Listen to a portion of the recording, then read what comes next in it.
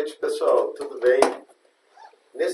Na segunda parte deste módulo, Pesquisa Formativa e Filosofia, vamos rever um pouco os temas que vimos na aula passada e dar uma avançada. Então, mais ou menos a tese que tínhamos visto de uma forma sintética é a relação da pesquisa com a produção de conhecimento com um sujeito envolvido nela. O sentido, como havia dito, uma espécie de conceituação geral, a pesquisa é o conhecimento reconstrutivo inovador. Ele é conhecimento porque parte da nossa racionalidade, porque envolve a cultura e o conhecimento, as informações sistematizadas. Ele é reconstrutivo porque envolve a participação do sujeito nesse processo, e ele é inovador pelo fato de que toda vez que se produz um conhecimento é porque ele é novo, porque senão seria reprodução. E é reconstrutivo também porque não se constrói nada do zero, né? A existência humana sempre se dá num mundo pré-existente. Então, com todas as heranças culturais, os patrimônios, os saberes, né?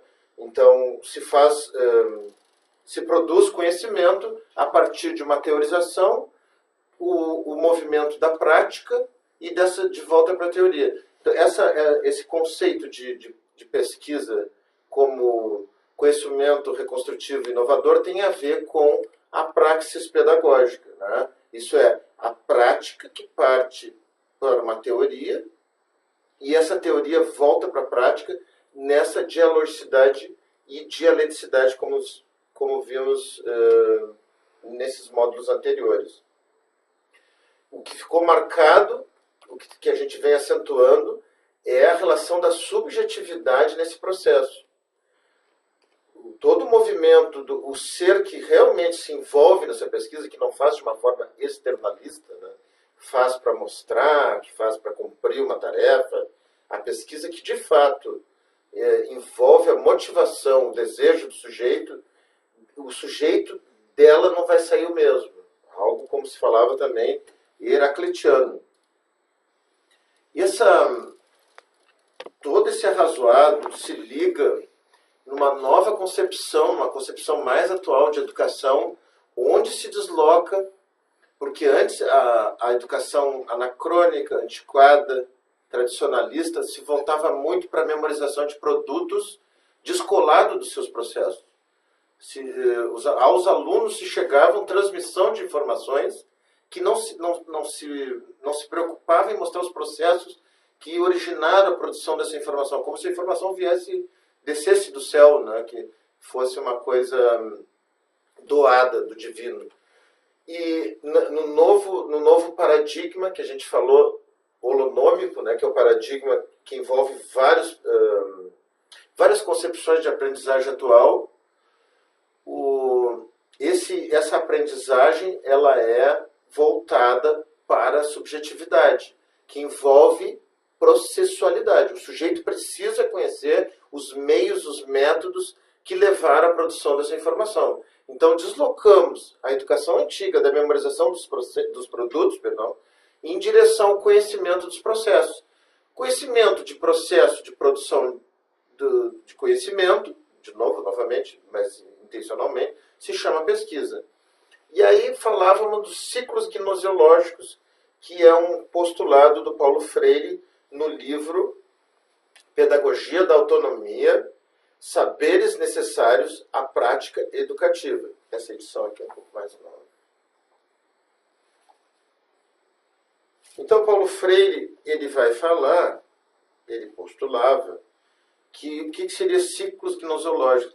Cíclicos, porque ciclos cíclicos, né, que são aqueles que envolvem uma certa repetição em progressão. Isso é, para ensinar, nessa perspectiva processual, para ensinar é preciso pesquisar. Uma pesquisa ativa, não uma pesquisa de levantamento de dados simplesmente. É uma pesquisa, como eu tinha dito, que se embasa, que busca fundamentação. Então, para ensinar, é preciso pesquisar. Quem ensina, aprende, porque o fato de se doar, de não se basear mais apenas numa transmissão de informação, mas sim estar engajado num processo de reconstrução de conhecimento coletivo, grupal, os sujeitos estão envolvidos, tanto o aluno quanto o professor, eles estão ativamente no processo. Isso é, estamos pressupondo que os temas sejam úteis, que sejam temas que tenham significado contemporâneo para esse sujeito. Nesse sentido, então, quem ensina aprende. E também, se esse aprendiz que está nesse ensino de processo de pesquisa, ele, de certa forma, direta ou indiretamente, também vai estar engajado na pesquisa. Essa coisa cíclica, então, né, de pesquisar para ensinar, ensinar se aprende. Quem aprende também pode ensinar. Essa parte cíclica que tem a ver com a processualidade que a gente vem defendendo. E aí, a aula também falou sobre a contemporaneidade, sobre os tempos ligeiros, sobre as informações, sobre uma certa poluição visual, um excesso de informação que ela não chega a nos... Eu acho que o sujeito contemporâneo parece que tem uma espécie de blindagem da sua subjetividade, né? Digamos que a massa, a maioria da massa tem uma certa calosidade na sua percepção e essas informações passam assim vertiginosamente e não tocam a existência e a subjetividade dos sujeitos. Então nós falamos dessa configuração da sociedade, que uns dizem sociedade do conhecimento, sociedade da informação, e então são os tempos contemporâneos, né? Nos referíamos a isso. E aí a gente trouxe 2 filmes para ilustrar, um que é mais antigo, né? E que vai falar de um tempo mais antigo, que é a Sociedade dos Poetas Mortos, que fala de uma escola inglesa, uma escola extremamente tradicional, onde as escolhas profissionais não levavam em conta o desejo de aprender, não levavam em conta as especificidades de cada pessoa, dos indivíduos, né? E então tinha um professor diferente, um professor diferenciado, né? Que se baseava muito na aproximação da filosofia com a poesia, justamente tentando tocar a subjetividade deles. E esse filme ele ilustra, apesar de ser um tempo bem mais antigo, ele ilustra a dureza dos tempos, né? Onde o sujeito não tinha muito espaço de escolha, de construção.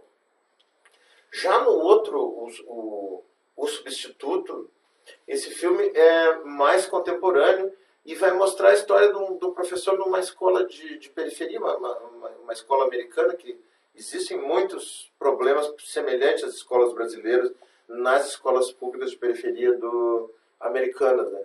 E esse professor, então, se depara com diversos alunos, com diversas origens sociais, com diversos estamentos e classes sociais, e ele procura também tocar a subjetividade dos alunos, dialogando a partir dos interesses da cultura deles, né? E ele vai falando, ele usa o conceito de assimilação num sentido, não a assimilação construtivista do Piaget, mas uma assimilação meio esponja, né? Que a gente vive numa sociedade ubíqua, numa sociedade com excesso de informação, mas, no entanto, é uma absorção que não nos causa nada, ela só, digamos, nos incha e nos torna amorfos.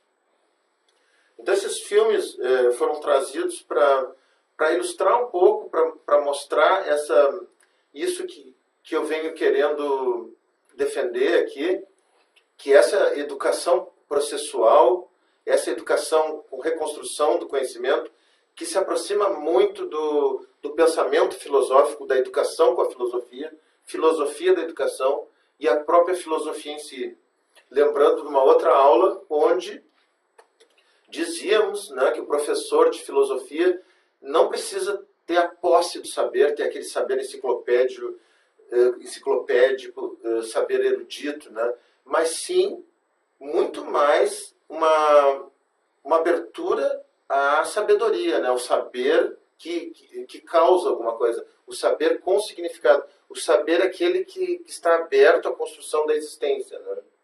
Então, a sabedoria se afastando daquele outro modelo, daquele outro paradigma da posse do saber pela ilustração, pelo acúmulo, né? pela memória. Falamos um pouco dos currículos de novo, né? Trouxemos. Interessante que, como a gente fala nesse caráter cíclico do conhecimento, que envolve diferentes etapas e que envolve também a coletividade, se procura fazer isso também nos nossos modos e nos nossos exercícios, né? E eu gostaria agora de trazer um poema do Fernando Pessoa para ilustrar. Gostaria de já preparar o terreno para ler esse poema, pelo fato de dizer que então nós estamos abertos, estamos em processo, mas num sentido assim também, digamos que quando nós estamos muito fechados, pessoas que acumulam muito conhecimento, mas não têm uma irmandade com a vida, não têm uma dialogicidade com a vida, se tornam um pouco dogmáticos e doutrinários. Entretanto, o saber filosófico é aquele que é mais aberto ao fenômeno, ao fato, à fonte do fato, à origem do fato. Digamos assim, de uma perspectiva mais heurística. Heurística é aquilo que se dedica à fonte mesma, né? À origem e não tanto a esse fato já interpretado, a esse fenômeno já interpretado. A heurística é o evento, é o acontecimento no seu nascedouro, né? Digamos que seria a produção do dado. E o outro polo é quanto mais esse dado vem sendo trabalhado, desdobrado, pensado, sistematizado, fundamentado, né? Que seria a parte mais da teoria, da doutrina, e até mal usado do dogmatismo, né? Daquele pensamento não dialógico e hierarquizado e arrogante. Então, vamos ler o poema do Fernando Pessoa, pelo seu heterônimo Álvaro de Campos. Há sem dúvida quem ame o infinito. Há sem dúvida quem deseje o impossível. Há sem dúvida quem não queira nada. 3 tipos de idealistas, e eu nenhum deles. Porque eu amo infinitamente o finito. Porque eu desejo impossivelmente o possível. Porque eu quero tudo, ou um pouco mais, se puder ser, ou até se não puder ser. Então, eu achei interessante que esse pequeno poema do Álvaro de Campos, né, o heterônimo do Fernando Pessoa, ilustra um pouco o que eu vinha falando, né, da gente estar mais aberto ao fato cristalino, o fato na sua vertente, no seu vertedouro, né, na fonte, por não que se desconsidere todo o cabedal de conhecimento, toda a fundamentação teórica, toda a teorização, todas as correntes e filósofos, mas a sensibilidade do filósofo deve estar muito aberta a essa produção do acontecimento e do novo, né? Como diz Fernando Pessoa, amar o finito, né? Talvez até para poder ter uma idealização, mas a idealização nunca como o primeiro interesse, né? O ideal, o utópico, o quimérico, né? Quando a vida concreta, é na vida concreta que a própria existência se dá, como também, voltando ao filme Sociedade dos Poetas, falava carpe diem, né? Isso é, aproveite o dia, a vida acontece no presente. E aí, fazendo uma interligação, gostaria de ler uma citação do livro Reencantar a Educação, Rumo à Sociedade Aprendente, de Hugo Asman. E a respeito dessa citação, é um pouco para ilustrar a contemporaneidade, né? Porque você já deve ter lido em algum lugar, existe já até um certo consenso de que a sociedade vem se complexificando. E isso nos parece uma verdade evidente, né? Mas por que será que a sociedade vem se complexificando, né? E aí, então, com a palavra, o Guasman. Impõe-se um imperativo ineludível. Como educar? Como aprender? A emergente sociedade do conhecimento radicaliza tais questões. Hoje sabemos, a partir das biociências e das teorias do cérebro-mente, que aprender não pode se reduzir a uma apropriação dos saberes acumulados da humanidade. Aprende-se não só com o cérebro, nem só na escola. Aprende-se a vida inteira. E por todas as formas de viver. Processos cognitivos e processos vitais se encontram. São expressões da auto-organização, da complexidade e da permanente conectividade de todos com todos em todos os momentos e em todas as etapas do processo evolucionário. Conhecer é um processo biológico. Cada ser, principalmente o ser vivo, para existir e para viver, tem que se flexibilizar, se adaptar e se reestruturar, interagir, criar e coevoluir. Tem que fazer-se um ser aprendente. Caso contrário, morre. Assim ocorre também com o ser humano. A sociedade do conhecimento é uma sociedade aprendente que, como a vida, se flexibiliza, se adapta, instaura redes de relação e cria. Educar é fazer experiências de aprendizagem pessoal e coletiva. Vejam que esse excerto trazido confirma essa hiperconexão que nós temos, né, dos seres que vivem nesse tempo, seres vivos, né, porque a filosofia poderia ser entendida como a arte de estudar os legados de pessoas mortas, né? Como eu já tinha dito antes, que se pode dialogar também com textos, com pessoas que não estão presentes, né? Porque o diálogo é um atravessamento, é um perpassamento do logos, né? Em relação a outro que pode não estar ali. E aí, então, o Guasman nos fala dessa sociedade do conhecimento, que, malgrado existam autores que vão dizer que isso é um pouco cínico, porque existe muita miséria, e de fato existe, digamos que essa teoria não é um consenso, mas é muito aceitável que nós nos deslocamos para esse modelo de sociedade aprendente, né? Embora ainda haja muita discrepância social, existem fossos, abismos, né? Aquilo que se conhece desde da Eco Rio de 92, né? Que um quarto da população consome 75% de matéria e energia que circula no planeta, né? E dos outros 3/4, o restante. Então, um fosso enorme, né? Se fala também que o capitalismo vigente continua a produzir isso aí, mas existe esse modelo, esse paradigma que a informação começa a se democratizar, começa a circular de uma forma mais acessível pelos meios de comunicação, pelas mídias, né? pela sociedade da informação. E aí, então, quando a gente falava disso, que a pesquisa envolve essa subjetividade, o que eu estou falando aqui é trazendo essa contextualização desse tempo presente. Não é qualquer tempo que nós estamos vivendo, né? É um tempo de gradual complexificação e, ao mesmo tempo, um tempo de paradoxos, né? De ainda existir. A gente está com essa tecnologia toda, né? Como tinha dito Einstein, né? Que desintegramos um átomo, é mais fácil desintegrar um átomo do que desintegrar um preconceito. No entanto,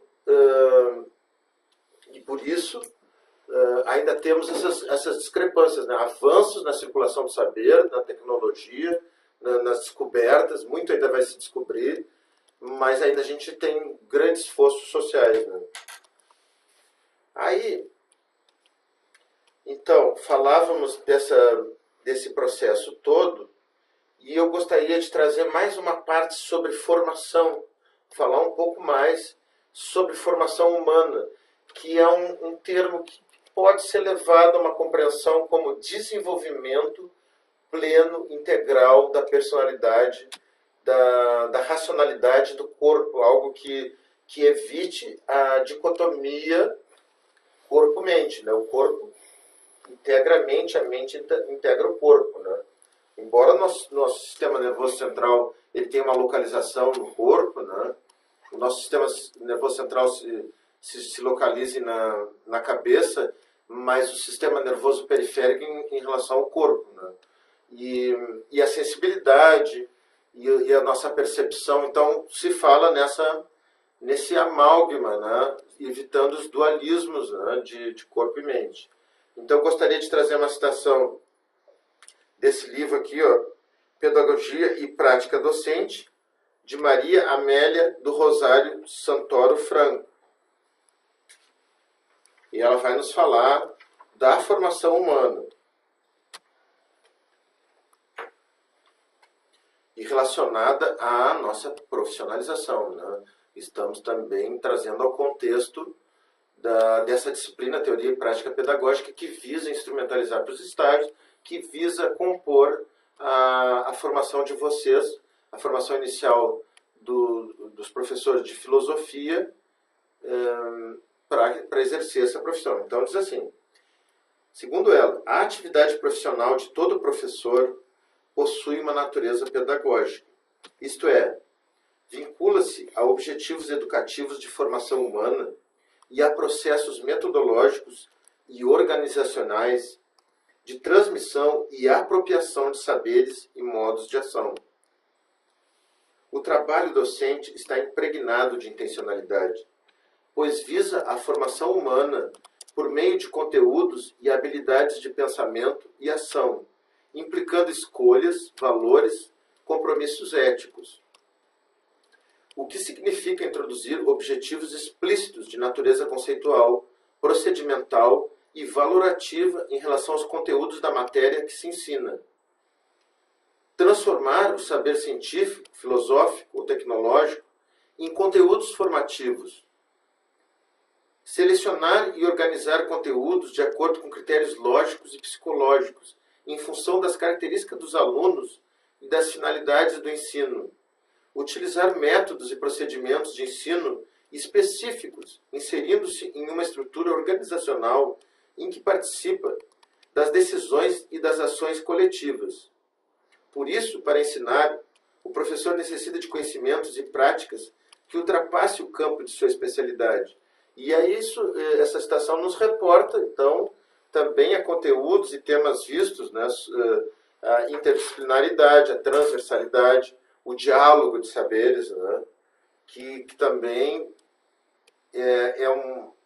é uma característica da complexificação da sociedade, que antes as ciências exatas e naturais eram muito reducionistas, buscavam construir leis em rigidez, né, e hoje há todo um movimento, né, o conhecimento é do ser humano, se destina ao ser humano e para o mundo, né, entre os outros seres, mantendo e melhorando a qualidade desse mundo, né.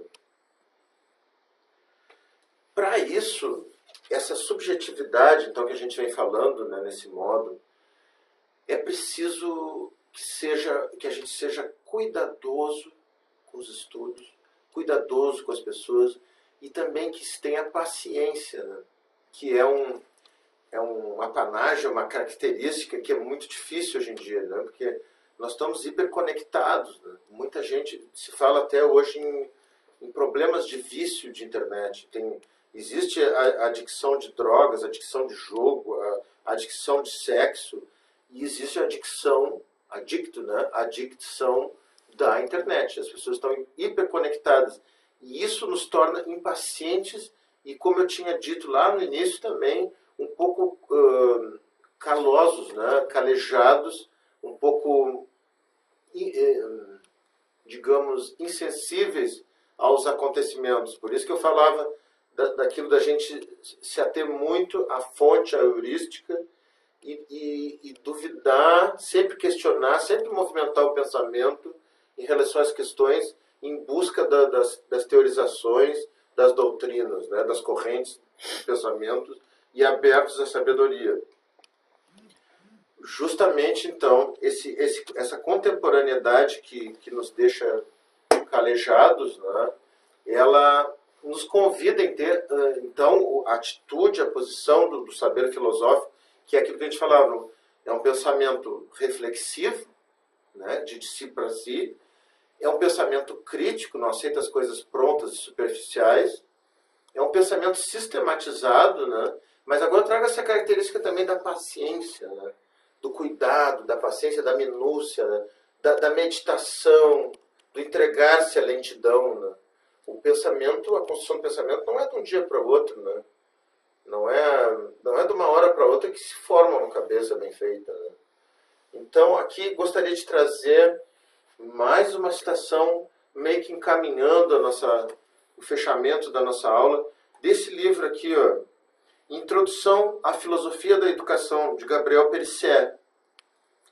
E ele a respeito dessa temática, né, do cuidado e da paciência.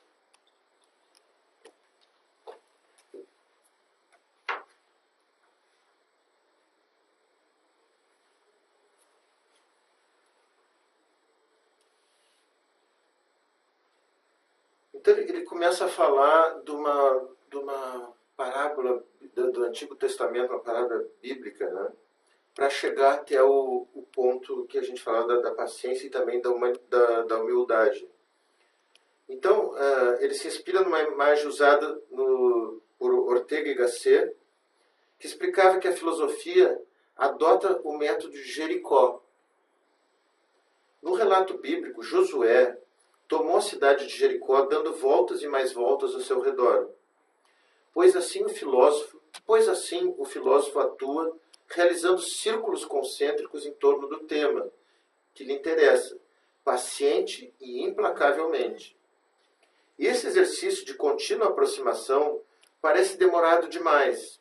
Somos pessoas ocupadas, apressadas, temos necessidade de diagnósticos rápidos e respostas instantâneas, mas é nesse exercício de paciência e humildade, sem abandonar o sentido da urgência, que se apoia boa parte da beleza e da eficácia do filosofar.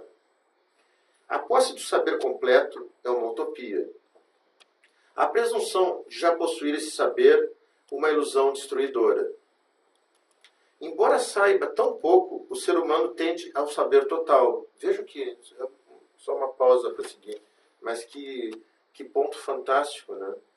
Embora ele saiba pouco, ele tende sempre ao saber total. São dois polos extremos, e nessa tensão aí do não saber nada e tender e se inclinar à globalização do pensamento, a parte holística, total, essa tensão fascinante é que nos convida ao cuidado, à meticulosidade, à vagarosidade, à lentidão, né? Então, o ser humano deseja ser sófos, sábio. A questão é decidir-se pelo melhor caminho, e este não é tão curto como sonhávamos. O caminho a ser criado e recriado pelos caminhantes é o estudo, a leitura crítica e criativa, o diálogo marcado de idas e vindas, a interpretação, o ócio reflexivo, a filosofia.